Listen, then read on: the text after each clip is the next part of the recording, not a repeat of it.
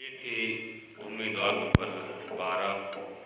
अगली उम्मीदवार नंबर 18 उसके बाद तैयार रही। मैं एक चिट्ठी हाजी शमी अहमद साहब के हाथों निकालना चाहता हूँ। ये उम्मीदवार नंबर 12, इस बच्ची के लिए हाजी शमी अहमद साहब की जानिब से नजराना है, ये इसको लेकर जाए बेटा आप।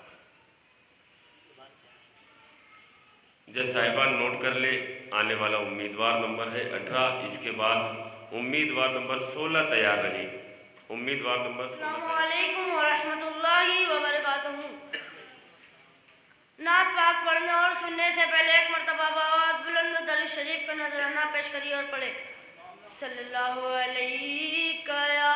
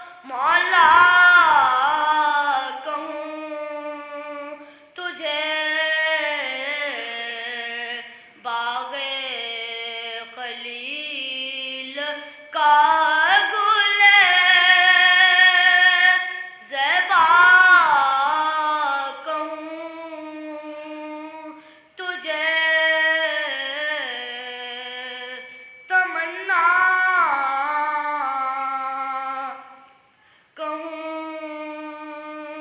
तुझे तजल्ला, कहूँ तुझे आका, कहूँ तुझे। अस्सलामु अलैकुम व रहमतुल्लाहि व